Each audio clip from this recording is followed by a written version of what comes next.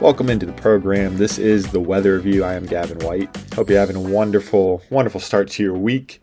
Last week of February, staring down March already. Staring down spring, quite frankly, is a fun fact. March 1st is actually known as meteorological spring, although astronomically the spring equinox isn't until March 20th, 21st, 22nd, somewhere in that time range. Point being, it's going to start warming up here soon, hopefully, which is exciting. Because as if you may or may not have seen in the news this last week, Virginia Beach, Virginia got hammered with nearly a foot of snow. Wednesday going into Thursday, so Wednesday, February 19th, Thursday, February 20th, it was mainly in the overnight hours and most of this was coming down. But nearly a foot of snow in Virginia Beach, Virginia, which if you're unfamiliar with the geography of Virginia, this is the southernmost point of Virginia. So some pretty incredible images coming out of the Old Dominion state of blankets of snow covering the beaches, covering the sand dunes, the boardwalk, the roads, the community. I mean, it's just incredible images. There was one image I saw on X, Twitter, whatever you want to call it, where taking a picture on the beach, like standing like where the sand would be, and you can see like the snow drifts from where the wind had blown some of the snow as it was coming down. So I mean, there's a mound of snow on the beach. You see the drifts in it. You can see the ocean off to the side where the ocean water slowly started taking some of the snow away, and then you see the boardwalk off to the right. I mean, just absolutely incredible images that you would not expect to see, at least not to the magnitude that it was in Virginia Beach. So really crazy stuff going on here. Very interesting winter. Thanks to this single event, this now makes it the snowiest February for the region. This is the Newport News, Norfolk region, since 1989, which saw 24 inches of snow within that month. Norfolk and Virginia Beach did not see 24 inches so far in February, but they've seen at least 12 and then some. And that's the most since 1989, which is a pretty significant feat to accomplish. This was also a record-breaking snow event for Virginia Beach in terms of the snowfall amount. From a single event, this is the most snow that's ever fallen in Virginia Beach from a single snowstorm. On record, that is. Which is just really fascinating and really kind of puts into perspective, wow, this is an incredible, rare event. Created some beautiful images, like I said. I mean, going back to the images, there's a drone shot I saw kind of overlooking. In Virginia Beach, there's a statue of Poseidon kind of right on the edge of the boardwalk as you meet the beach, and it's just all surrounded by snow. I mean, it's beautiful, but it's crazy. But what was the driving factor behind this? This is the weather review, after all. We review the weather, so what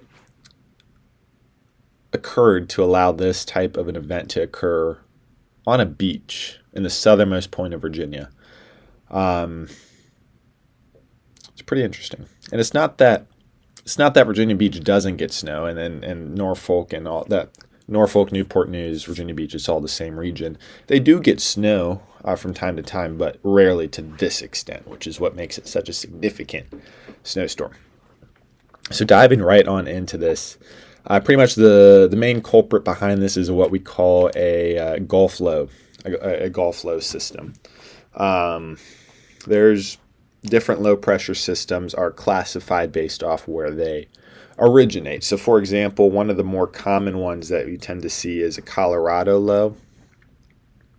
Colorado low brings a lot of, is associated with a lot of severe weather during the spring through the plains and even into the Midwest a little bit. And it kind of that low pressure originates from vorticity coming off of the Rockies over Colorado is kind of where that comes from. There's Alberta Clipper, which is kind of similar to the Colorado low, in which it's coming from Alberta, Canada, off the Rockies, and it kind of does like a weird dip down, and it affects a lot. It brings a lot of snow to a lot of the northern Midwestern states in the U.S.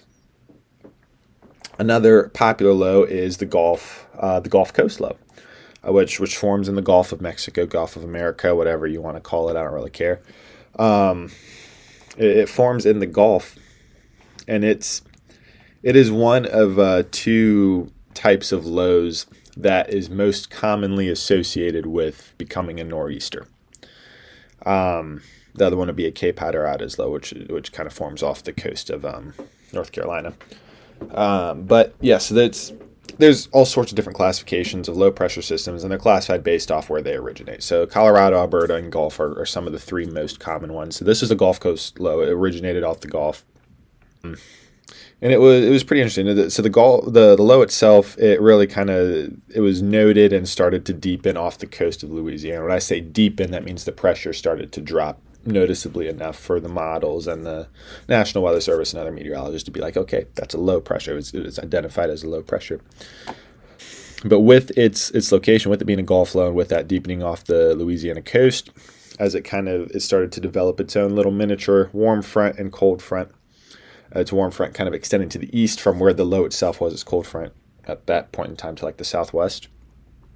But because that orientation and where it was, it allowed a lot of the moisture from the Gulf to work its way inland. There's always a lot of moisture down south from the Gulf, but just kind of with this positioning, it allowed behind the warm front, which is moving northward, allowed more of that moisture to work its way inland, among other things as well. But it created a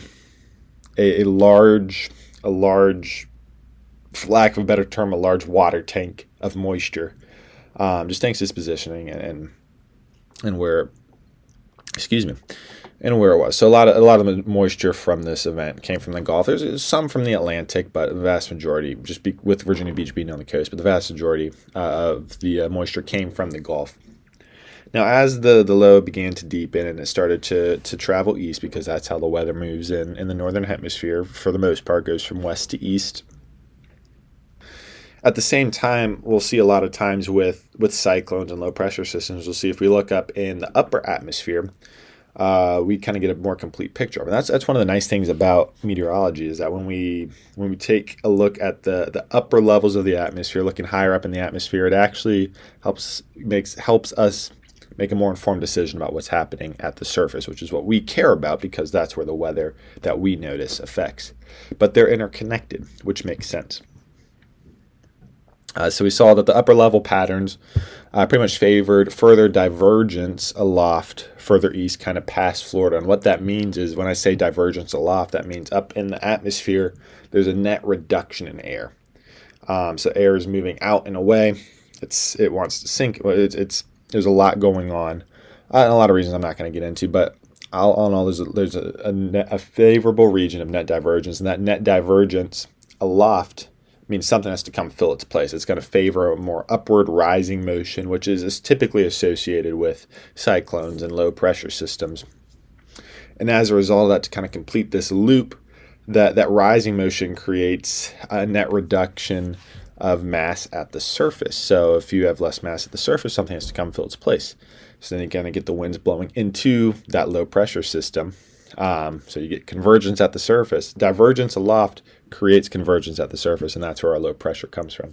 So as that upper level patterns are moving and kind of favoring that, we saw the low pressure itself, the Gulf low, kind of respond to that, in which it basically skipped Florida. Like they did like a little, like when you throw a rock on a lake and it skips a couple times over the lake, that's kind of what it looked like. It just jumped over Florida to that favorable region where there was divergence aloft and convergence at the surface in response to that. And it's just the low pressure just following suit to what the atmosphere is doing. But we see that jump, and the low pressure continues to deepen. Now at this point, it's in the Atlantic. So as we're kind of nearing this time frame, as when this event in Virginia Beach was starting to take place, the low itself, the center of rotation where the lowest pressure was just southeast of North Carolina, off the coast, southeast of North Carolina. It was a very, very weak Gulf low. I mean, it originated from the Gulf Coast, but it's very weak. It's not going to be a nor'easter. If it was nor'easter, it would ride the coast up. It was not doing that. That's not the way that the pattern was set up. It's not the strongest storm, but it brought a significant amount of snow, despite it not being that strong of a system. So its location being southeast of North Carolina off the coast is critical to why Virginia Beach got a foot of snow. And it all has to do with the anatomy of a typical cyclone, a typical mid-latitude cyclone. The typical cyclone has a cold front, typically extending to its south, a warm front, usually to its east, and there's a warm sector behind the warm front, between the warm and the cold fronts. That's a warm sector. It's warmer air. It's advancing northward. And then it has a northwest sector. And when we say northwest sector, that's kind of referring to like the comma head you might see on a cyclone, or it's pretty much to the northwest of the low. Now, that northwest region has a lot of moisture. Reason being, there's a wind shift as that warm front just off to the east is moving northward. As the warm front hits a region, the winds change to be coming out of the south. But before the warm front reaches there, the winds are coming out of the east. Generally speaking, the winds are coming out of the east, and with this being over the Atlantic, that's more moisture coming off the Atlantic, blowing into the northwest portion of this low. There's a lot of moisture there. There's going to be a lot of precipitation. Now, interestingly enough, what's northwest of this low? What's in the northwest sector of this low? Parts of North Carolina, parts of Virginia, including Virginia Beach. The northwest sector is encompassing this region. So this is half the battle. We have lots of moisture and we have the positioning of the low, but why on earth did we get a foot of snow? Well, the freezing line, so the line at which the 32-degree line, so which everything south of it's warmer, everything north of it's colder, was in northern North Carolina. It means Virginia Beach had below freezing temperatures. Furthermore, it was overnight when the heaviest precipitation was occurring, so temperatures are naturally colder.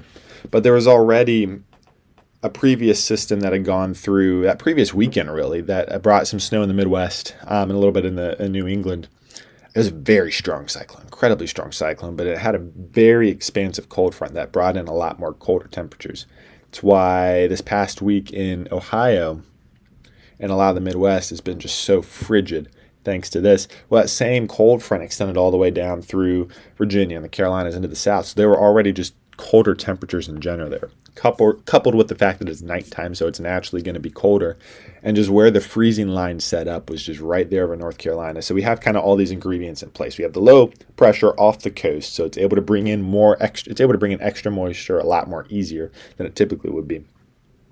There's just more moisture.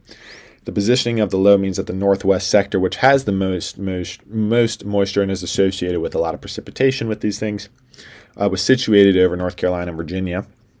And the freezing line was in northern North Carolina. I mean, everything north of that was below freezing. So you have this precipitation that's falling. It's below freezing from the ground all the way up into the atmosphere. So it's falling as ice crystals. It's staying as ice crystals, aka snow. And that's why we're getting snow in Virginia Beach. So the typical setup you'll see with a lot of these like winter storms is the southernmost portion that's receiving precipitation is getting all rain because it's above freezing, at least at the surface. And then just north of that is a little thin little air that gets some ice and mixed precipitation because it's right around that 32-degree mark where stuff is falling as frozen and maybe staying frozen when it reaches the ground, or maybe it's falling as liquid and just freezing as it reaches the ground. It's a little ambiguous. So you get ice and mixed precipitation. And just north of that is your snow, with the heaviest concentration being the southernmost portion of the snow band, if that makes sense. And then it kind of tapers off the further north you get.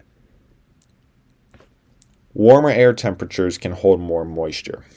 In order for it to snow, we need it to be below freezing. But for us to have the heaviest precipitation, we need it to be warmer than its surroundings. So your 30 degrees is going to be able to hold more moisture than your 20 degrees, which is going to hold more moisture than 10 degrees.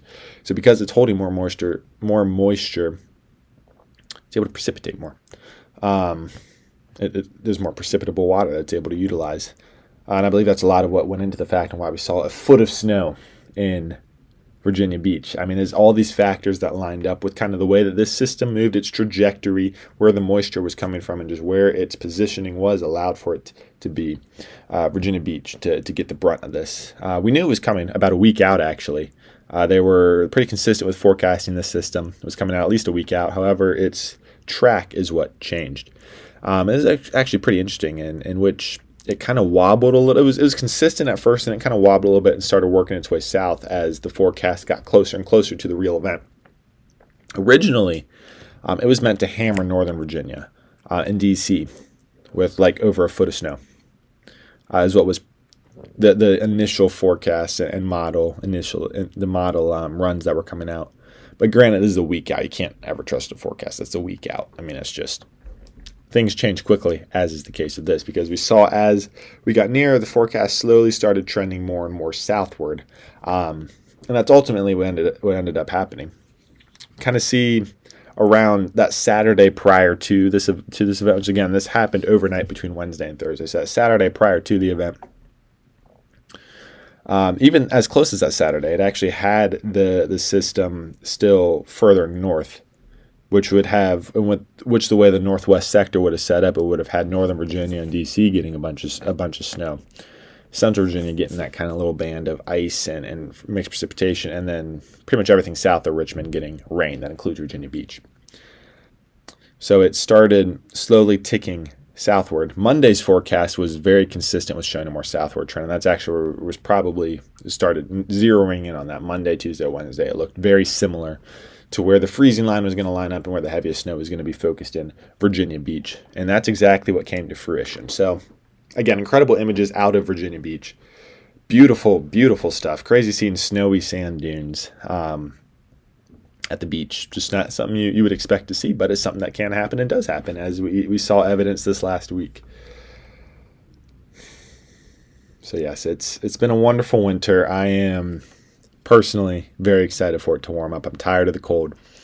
I like the snow. The snow is the one good thing about the winter, but I'm tired of the cold. I can't wait for it to warm up, and thankfully, it seems like that is slowly going to start being the case. Spring's around the corner. Keep your head held high. We're almost there. It's going to warm up. Days are about to get longer. Daylight savings in a couple weeks, so we're going to get longer days again. It's going to be great.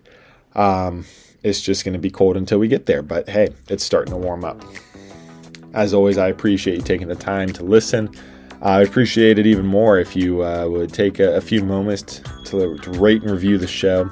Share it with a friend who's, someone who likes the weather or wants to know why a certain weather event happened. I got a podcast for you. It's perfect. It's a perfect conversation starter too. As always, I'm Gavin White. I appreciate you. Have a good week. Enjoy this last week of February. Thank you.